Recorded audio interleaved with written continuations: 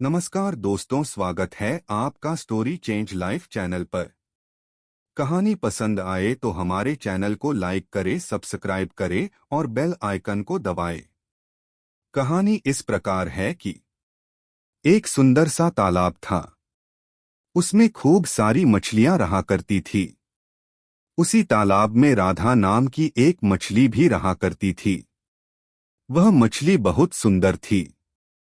वह सभी अन्य मछलियों के साथ खेला कूदा करती थी। वह आराम से अपना जीवन जी रही थी। जिस तालाब में वह रहती थी उसी के पास ही एक बड़ा पेड़ भी था। वह पेड़ हर पल पक्षियों से भरा रहता था। राधा मछली हर पल जब पक्षियों को उड़ता देखती तो सोचती कि काश वह भी उड़ पाती। वह बहुत से पक्षियों को जब कहती कि वह भी उड़ना चाहती है तो सारे पक्षी उस पर हंसा करते थे। पक्षियों को देखकर वह सोचा करती थी कि इन सभी का जीवन कितना स्वतंत्र है। यह उड़ान भरकर कहीं भी आना जाना कर सकते हैं। और एक वह है जो तालाब में ही अपना दिन रात गुजार देती है। राधा के अंदर हीन भावना पैदा होने लगी थी। हीन भावना के चलते वह अपने आप को कम आंकने लगी थी। एक दिन पेड़ पर बंदर आया। वह बंदर एक पेड़ से दूसरे पेड़ पर उछल कूद कर रहा था। बंदर को ऐसा करते देख राधा ने उससे पूछा, बंदर भाई, तुम यह बताओ कि तुम जब ऐसे उछल कूद करते हो तो क्या तुम्हें अच्छा लगता है? बंदर बोला, बेशक मुझे ऐसा करना बहुत अच्छा लगता है। ऐसा करने पर मैं अपने आप को स्वतंत्र महसूस करता हूँ। फिर बंदर ने देखा कि राधा उसके उत्तर से बहुत उदास थी। उसने राधा से पूछा, क्या हुआ, तुम उदास क्यों लग रही हो? राधा बोली, मैं उदास इसलिए हूँ क्योंकि मैं तुम्हारी तरह स्वतंत्र होकर घूम नहीं सकती। काश भगवान मुझे भी उड़ने की शक्ति प्रदान करते। बंदर बहुत चालाक था। उसने राधा की कमजोरी पकड़ ली। फिर बंदर ने राधा से कहा, तुम एकदम ठीक कह रही हो बहन। जो खूबियां हमारे पास है वह तुम्हारे पास कहाँ? Join Telegram channel. तुम केवल पानी में रहकर अपना पूरा जीवन काट लेती हो। ऐसा जीवन भी क्या जीवन है जिसमें एक प्राणी आनंद ही ना उठा सके।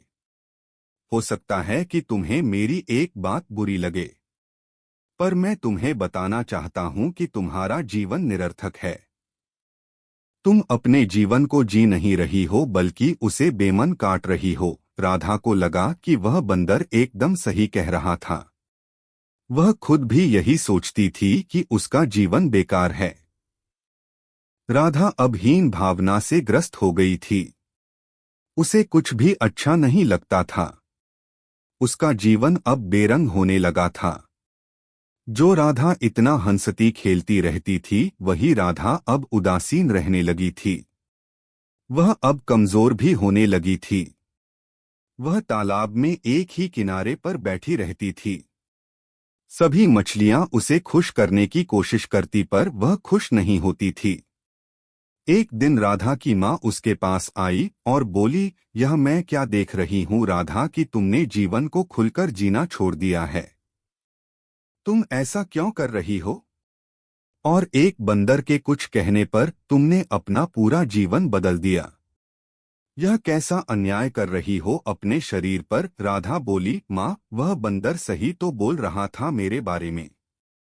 जो खूबियाँ उसके पास है वह मेरे पास कहाँ? मैं केवल पानी में रहकर अपना पूरा जीवन काट लूंगी।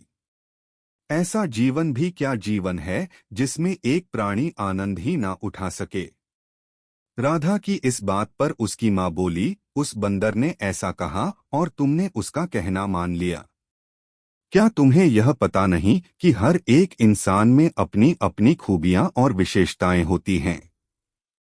तुमने उसकी खूबी तो देख ली, लेकिन क्या तुमने अपनी खूबी देखी? तुम तैर सकती हो, पानी में मस्ती कर सकती हो, लेकिन क्या वह बंदर पानी में रह सकता है? क्या वह पानी में अपना निवास स्थान बना सकता है? राधा बोली, अरे हाँ, मैंने तो यह सोचा ही नहीं कि वह बंदर मेरी तरह पानी में तैर ही नहीं सकता। इसका मतलब मैं अपने आप को कम आंकने लगी थी। मैंने अपना मनोबल भी बहुत ज्यादा गिरा दिया था। लेकिन अब मैं समझ चुकी है कि मैं खुद भी कितनी खास हूँ। यह बात आप इतने समय से मुझे समझा रही थी, लेकिन मुझे असल ज्ञान आज जाकर आया है। माँ, मेरी आंखें खोलने के लिए धन्यवाद। इतना कहकर राधा फिर से पुरानी वाली राधा बन गई। उसने अपने जीवन में फिर से रंग भर लिए। कुछ ही दिन बाद में भयंकर बाढ़ आई। उस बाढ़ में वह बंदर भी बह गया। इस कहानी से मिलने वाली सीख, इस कहानी से हमें यह सीख मिलती है कि इस दुनिया में हर कोई जीव अपने आप में खास होता है। बस जरूरत होती है अपनी खूबियों को ढूंढने की। धन्यवाद दोस्तों, आपने हमें देखा। कहानी पसंद आए तो हमारे चैनल को लाइक करें, सब्सक्राइब करें और बेल आइकन को दबाएं।